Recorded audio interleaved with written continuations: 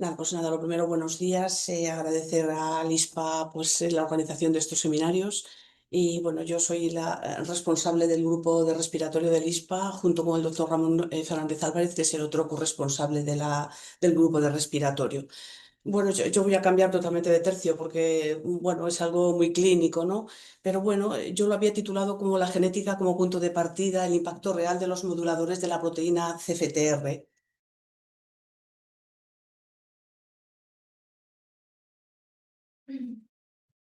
Hacia abajo.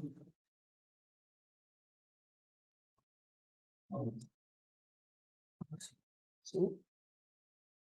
Sí, ahora sí. Bueno, y me pareció bastante pertinente porque el ISPA es un grupo de investigación y realmente la investigación básica para la fibrosis quística, que es la enfermedad a la que voy a dedicar yo hoy la sesión, pues fue fundamental, ¿no? Sobre todo porque investigaciones recientes en fibrosis quística nos llevaron a cambios radicales en la práctica clínica, ¿no? Y esto para nosotros y para los pacientes de fibrosis quística supuso un avance muy importante, ¿no? Si os fijáis en la gráfica de supervivencia, esta gráfica es un poco antigua, pero fijaros cómo en los años 30, 40, 50, 60 se morían los pacientes de fibrosis quística antes de tener la edad de 10 años, ¿no?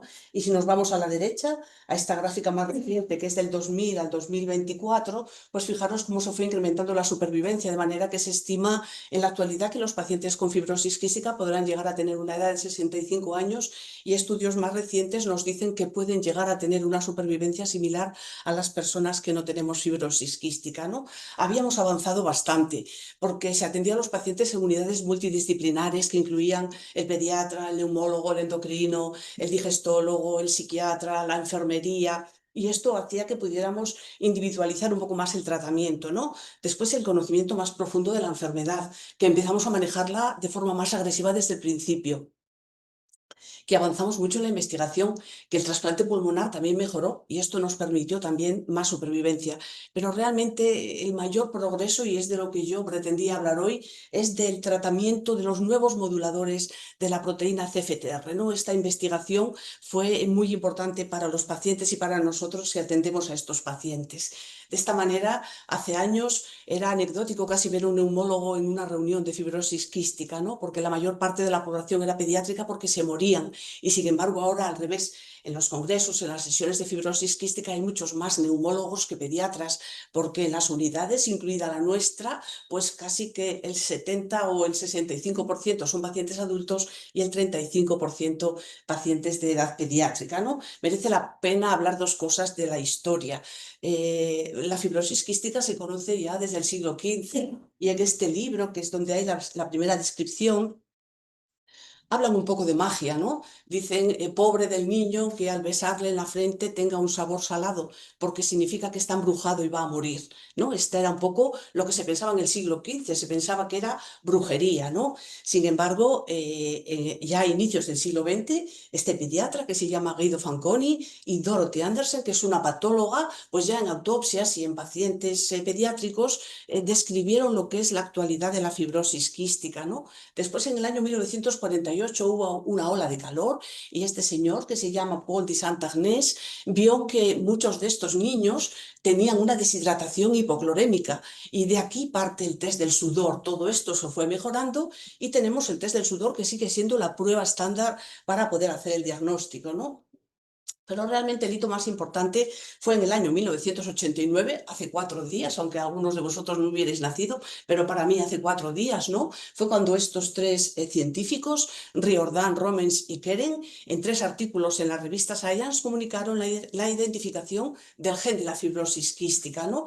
Y Riordan al producto del gen lo llamó regulador de la conductancia transmembrana de la fibrosis quística, que es lo que llamamos la proteína CFTR, ¿no? De manera que ahora sabemos que es una enfermedad genética, que está situado en el gen en el brazo largo del cromosoma 7 y que codifica esta proteína, que es la proteína CFTR, que es una proteína extremadamente compleja, ¿no? La enfermedad tiene una herencia autosómica recesiva, eso quiere decir que se juntan dos padres portadores y las posibilidades en la descendencia diferencia es que el 25% tiene la probabilidad de estar enfermos, hay un 25% con probabilidad de estar sanos y un 50% que van a ser portadores. Esto significa que somos muchas personas portadoras. Digo somos o son porque yo ni siquiera lo conozco, ¿no? De manera que 1 de cada 25 o 30 personas son portadoras de una mutación de la fibrosis quística, ¿no?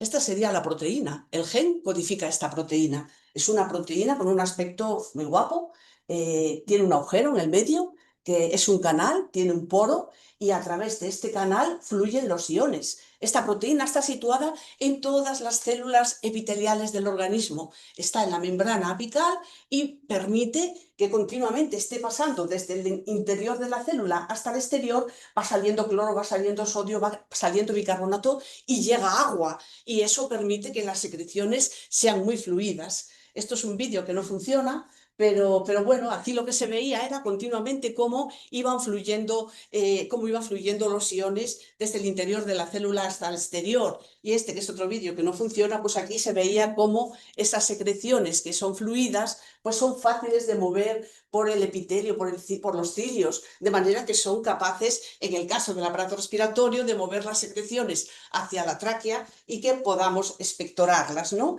Y esta es una imagen que podemos ver de cualquier superficie epitelial, puede ser el hígado, puede ser el tubo digestivo, puede ser el aparato reproductor o puede ser el aparato respiratorio, ¿no? Todo esto pues serían canales, todo esto es proteína CFTR, que son canales para el movimiento de los iones, de manera que a la derecha tendríamos un canal normal, a la izquierda, y a la derecha tendríamos un canal mutado, de manera que al no moverse los iones y al no haber agua, las secreciones son muy espesas en el pulmón, en el páncreas, en el tubo digestivo, en todos los lugares del organismo, ¿no? ¿Cuántos pacientes hay afectados de esto? Pues bueno, si vamos un poco a los datos del registro europeo del año 2023, están registrados, que seguramente habrá muchos más, pero en el registro están incluidos 56.144 pacientes de 42 países.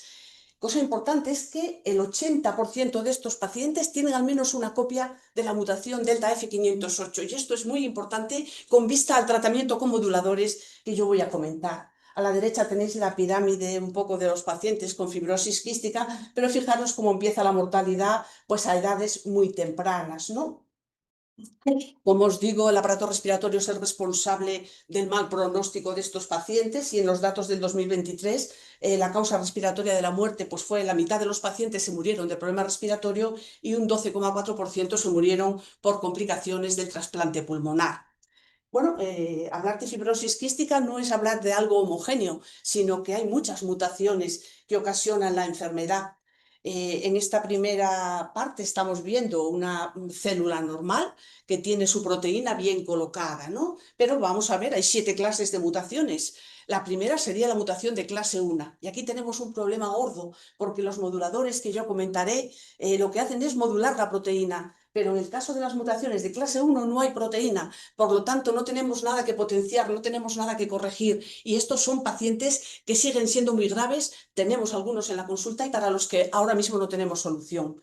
Después, la clase 2, que es la más frecuente porque aquí está incluida la delta F508, hay un problema del tráfico de la proteína, de manera que la proteína se sintetiza bien, pero no se coloca en su sitio. Y aquí podemos ayudar a estos pacientes ahora con toda esta investigación con los correctores de la proteína, ¿no?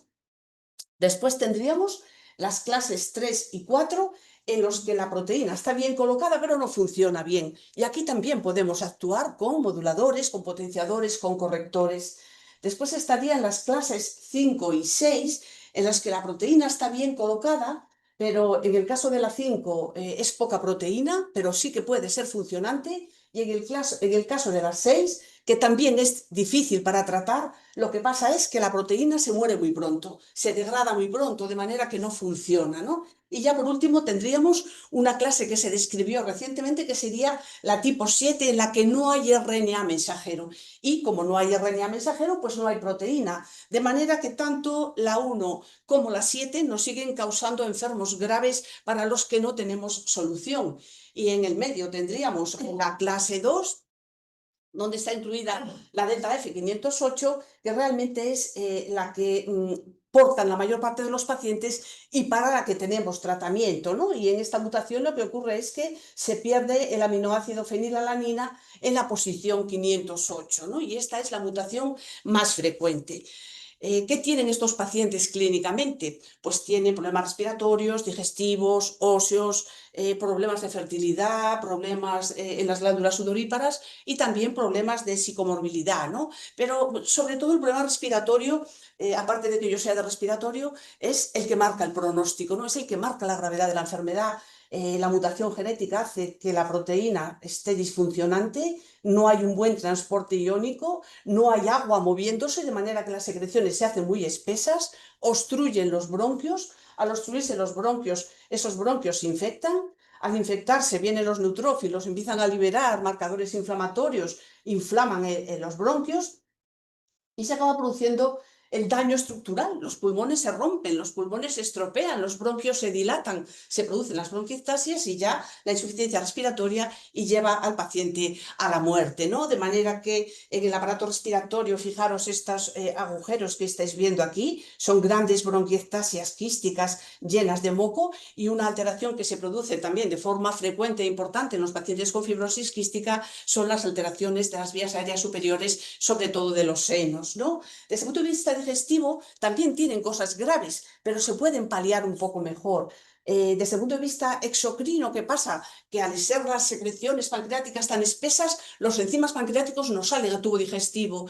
Pero esto se puede paliar, todos estos pacientes reciben enzimas pancreáticos externos, o sea que esto no daría grandes problemas. Y también a la larga el páncreas se acaba estropeando también en la parte endocrina y tienen diabetes asociada a la fibrosis quística, pero las alteraciones del páncreas no los matan porque tienen sustitutivos, ¿no? A nivel del tubo digestivo, pues también el hilio meconial es bastante frecuente, o sobre todo antes del cribado neonatal, pues a veces estos niños se diagnosticaban por un hilio meconial, o sea que las secreciones espesas también ocurren en el intestino. Y a nivel hepático también se producen estas secreciones espesas y sobre todo muchos pacientes van a necesitar un trasplante hepático, de manera que nosotros en la consulta pues tenemos algún paciente que tiene trasplante hepático y trasplante pulmonar, de manera que las alteraciones hepáticas también son complejas y difíciles de tratar, ¿no? Otras alteraciones serían pues problemas de la mineralización, la infertilidad, los varones con fibrosis quística tienen una ausencia de conductos deferentes, es verdad que no es una forma grave de la enfermedad, por eso muchos de estos pacientes nos llegan a través de las clínicas de infertilidad. Una persona de 30 años que va a una consulta de infertilidad y los ginecólogos que se dedican a esto conocen perfectamente que esto es una manifestación y nos lo suelen mandar ya bien estudiados incluso con la genética. Después las glándulas sudoríparas, que son las que nos permiten hacer el diagnóstico a través del test del sudor. Y por último, la esfera de la psicomorbilidad, que también tenemos que atender. Con respecto a las glándulas sudoríparas, como os digo, son las que nos permiten hacer el diagnóstico, estimulamos con pilocarpina, recogemos el sudor del paciente, lo mandamos al laboratorio y en el clorhidrómetro se mide el valor del cloro en sudor. Si el cloro está por debajo de 30, pues ya tenemos un diagnóstico. Si el cloro está por encima de 60, ya tenemos un diagnóstico. Si está por debajo de 30 es normal, no tendríamos que hacer nada. Y el problema se genera cuando el cloro en sudor está entre 30 y 60, que tenemos que acudir un poco a los algoritmos diagnósticos. Así que nosotros, ante un niño que tiene un cribado neonatal positivo o que tiene una historia familiar de fibrosis quística o que tiene una clínica que nos lo sugiere, hacemos el test del sudor y en función de los valores, si es mayor de 60 tenemos diagnóstico, si es menor de 30 ya sabemos que no la tiene, pero si está entre 30 y 59 pues ya tenemos que ir a hacer el análisis genético y a veces tenemos que hacer otras pruebas para llegar a hacer el diagnóstico, ¿no? De manera que la situación final es esta. Esta es una paciente de nuestra consulta ya fallecida, es una mujer joven de 20 y pico años que tiene todas estas alteraciones pulmonares que le condujeron a una insuficiencia respiratoria y se murió. Y lo mismo le pasa a estas dos chicas Estas están sacadas de internet, pero son dos gemelas brasileñas que, bueno, tienen una fibrosis quística y también están fallecidas las dos. Pero fijaros qué situación con oxígeno domiciliario para dos chicas jóvenes, ¿no? Un poco para poner en contexto la gravedad de la enfermedad. Bueno, nosotros hasta ahora hacíamos un tratamiento sintomático, de manera que, pues, de alguna manera tratábamos lo respiratorio, tratábamos lo digestivo, tratábamos la nutricional, porque están muy desnutridos y la desnutrición va muy pareja a la pérdida de función pulmonar, de manera que tratábamos todo esto de forma sintomática, ¿no? Pero llegamos a este momento, más o menos hacia el año 2017-2018, en que empezaron a aparecer estos nuevos fármacos. Y aquí es donde os digo que la investigación provocó un cambio radical en el manejo de los pacientes con fibrosis quística. Estos fármacos son los moduladores de la proteína CFTR y hay dos tipos. Por una parte tenemos los potenciadores, que solo hay uno, que es el ivacaftor, y después los correctores, que son estos tres. El primero que salió el lumacaftor, el segundo el tezacaftor y el tercero el elexacaftor. Como os decía, los potenciadores, el primero que salió, que es el ivacaftor, solo vale para abrir lo que ya está bien colocado, de manera que necesitas mutaciones en las que la proteína no funcione bien, pero esté bien colocada. Entonces, si la proteína está bien colocada, con un potenciador, que como os digo, solo existe el ivacaftor como potenciador, lo que haces es abrirla para que puedan fluir bien los iones, ¿no? Este es un poco, bueno, un poco la historia, pero en el 2012 fue cuando salió el potenciador y después ya fueron saliendo diferentes correctores hasta la situación actual, que tenemos lo mejor, que seguramente se podrá mejorar también, ¿no? Este sería pues un poco cómo funciona el ivacaftor, ¿no? En una proteína que está cerrada, pero que está bien colocada, el ivacaftor va a ser capaz de abrirla, ¿no? Y aquí tenemos parecen muchas mutaciones, pero pocos pacientes se podían beneficiar solamente del potenciador. Por eso solamente se podrían beneficiar estos pacientes, que son los que tenían la proteína bien colocada y que lo que necesitas es potenciarla, ¿no? Incluso las de clase 6 es complicado que mejoren, ¿no? Y del otro lado estarían ya los correctores, que los correctores son mucho más modernos y lo que hacen los correctores pues es colocar la proteína. ¿Qué le pasa a la mutación delta F508? Que se sintetiza muy bien la proteína del DNA al RNA mensajero, pero la proteína después no se coloca arriba. Necesitas un fármaco que la coloque y una vez que la tienes colocada, asociar otro fármaco que la abra. De manera que en este momento entonces utilizaríamos el corrector para subirla y el potenciador para abrirla una vez que está arriba, ¿no? Parece ciencia ficción, pero la realidad es que los pacientes ahora mismo están fenomenal. Para nosotros esto es un avance muy importante.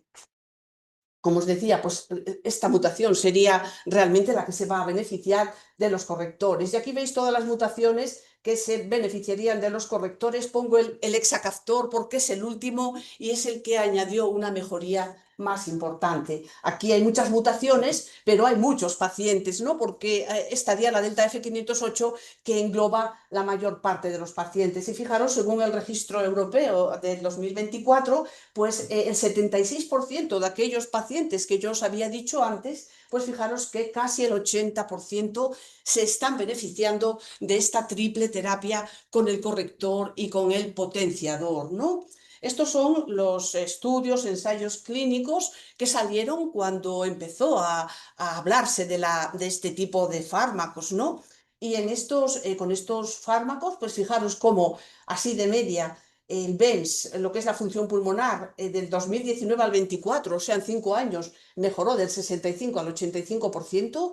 Otro problema grave que tienen estos pacientes, que era que estaban todo el día ingresados o que estaban todo el día tomando antibióticos, pues se produce un descenso muy importante.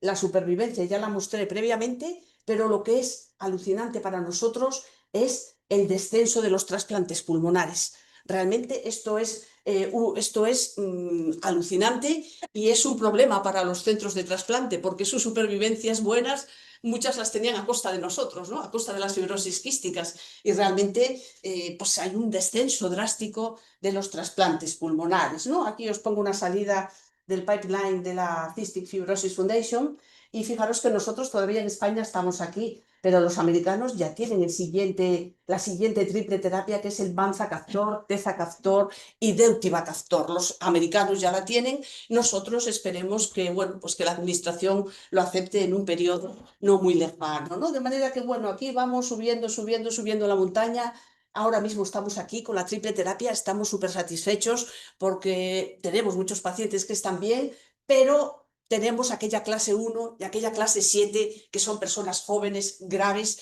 que no tenemos mucho que hacer por ellos, ¿no? ¿Qué resultados tenemos nosotros?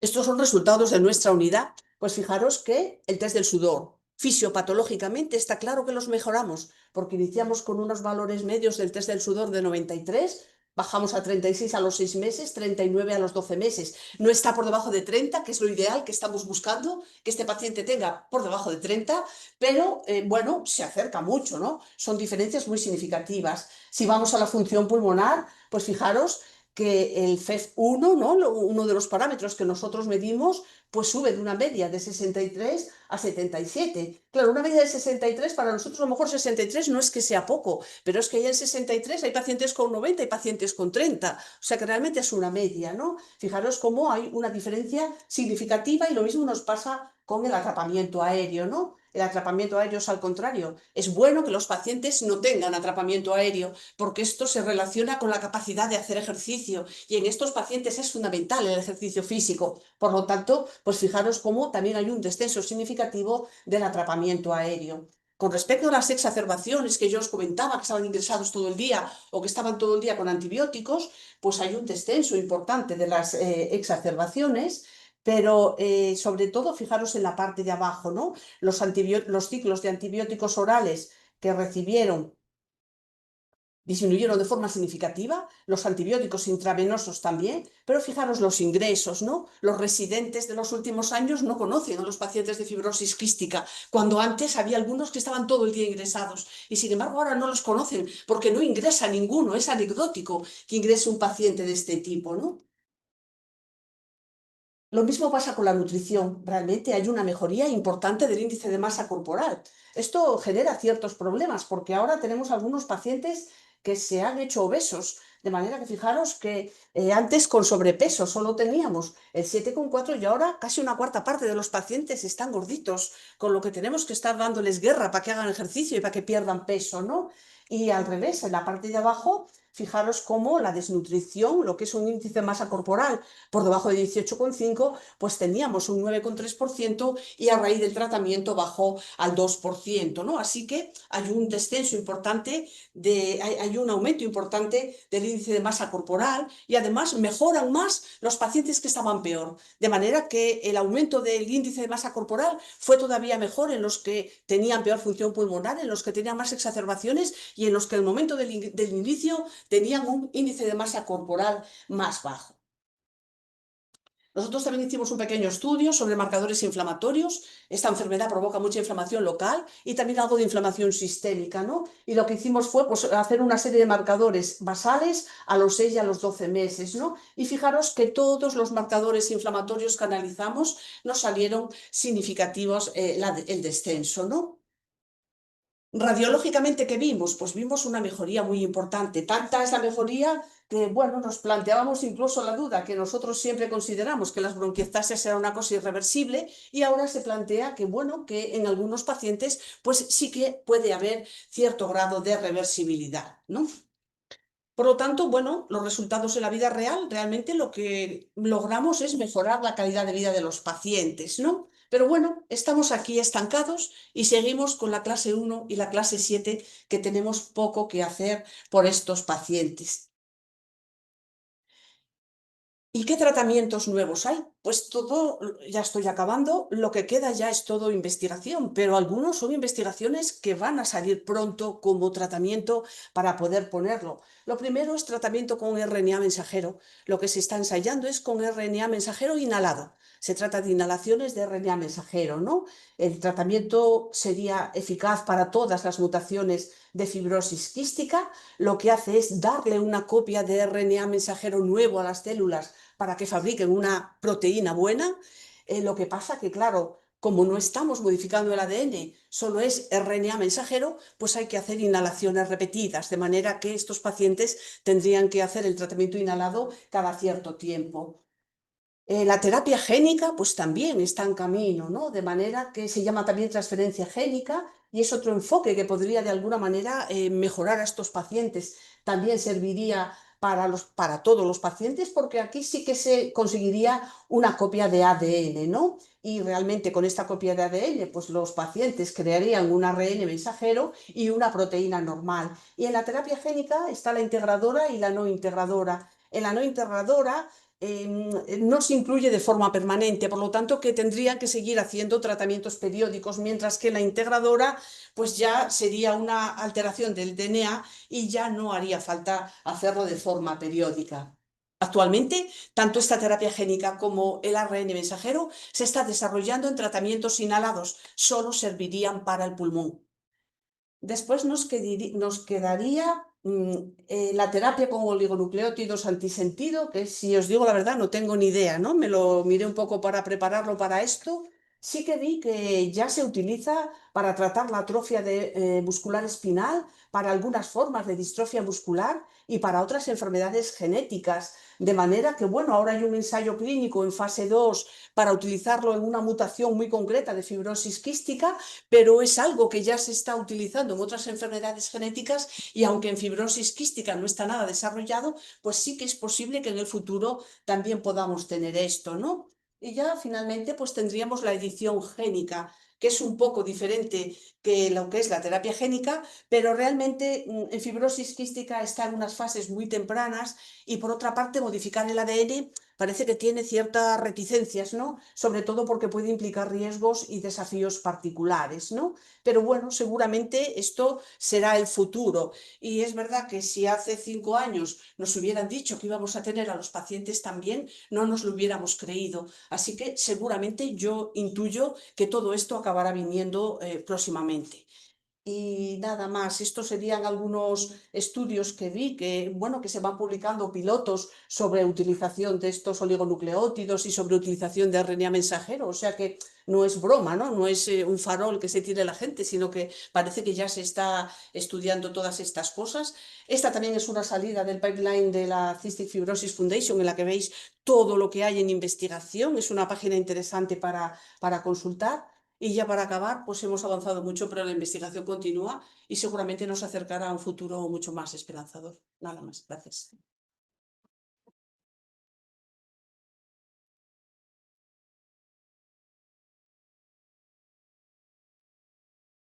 Muchas gracias. Turno de preguntas.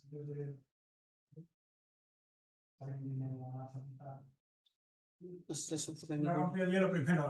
A mí me llamó muchísimo la atención la cantidad de mutaciones patológicas de ese mismo gen, ¿no? No sé si en tumores en oncología, sí que hay otros genes que tienen muchas mutaciones, pero hay en este tipo de proteína parece que cualquier polimorfismo o cualquier mutación genera una enfermedad patológica o la persona desarrolla. Claro, se describen más de 2000 mutaciones, hay descritas, pero no son todas iguales. Nosotros tenemos pacientes adultos que pasan de la consulta de bronquiectasias porque alguien les hizo un test del sudor y salió positivo y se le hicieron unas mutaciones, pero cuando un paciente llega adulto de fibrosis quística es porque aunque tenga la delta F508 en un alelo, en el otro lado tiene una buenina. Tiene lo que llamamos nosotros una mutación buenina, de manera que le provoca una caída del test del sudor, pero no le provoca síntomas muy importantes. La combinación de mutaciones también da un poco, pero tienen que tener al menos las dos copias afectadas. Las dos copias afectadas. Al menos una mutación. Pero claro, el problema, por ejemplo, de las nonsense, en la primera, de la clase 1, es que nosotros tenemos 2 pacientes en la consulta que tienen 2 de clase 1. Entonces ahí no hay nada que rascar.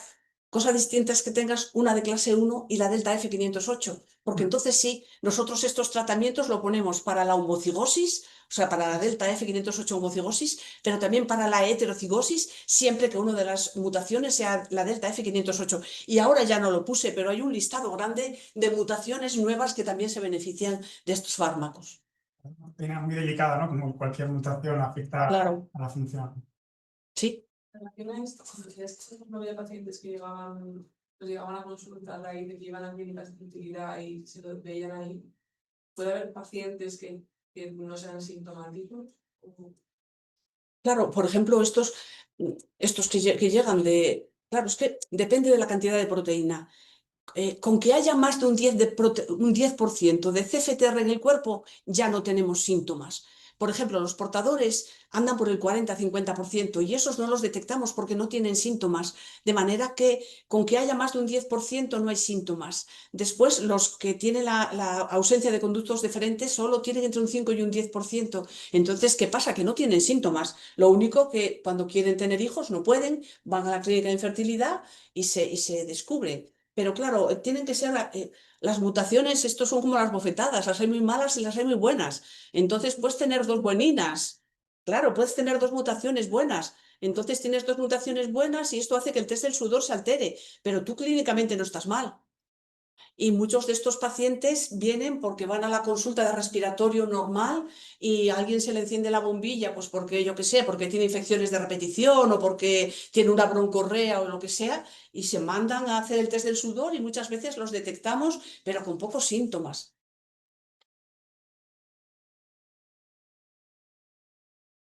El test del sudor no es un test que se haga normalmente a los recién nacidos, digamos. No de parece rutina. que sea muy... Lo que pasa que ahora en todas las comunidades de España se hace el cribado neonatal. Entonces ahora estamos mejor, porque antes no se hacía cribado y muchos niños se diagnosticaban a los 4, a los 5, a los 8 años y es tiempo perdido, ¿no? Ahora se hace el cribado neonatal en toda España. Entonces el cribado neonatal, nada más que nacen los niños, cuando se les pincha el talón para hacer no sé qué, no sé qué, no sé cuánto, se les hace también una determinación de tripsinógeno. Y con eso ya saben, si hay sospecha de FQ, pues entonces se pasan a hacer el test del sudor.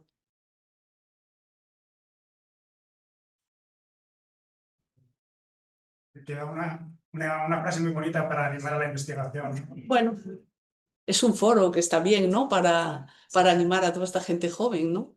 Realmente que la investigación te lleve a que tengas los pacientes también, que haya caído drásticamente los trasplantes, que pases una consulta de fibrosis quística como pasas una consulta normal, antes era un sufrimiento.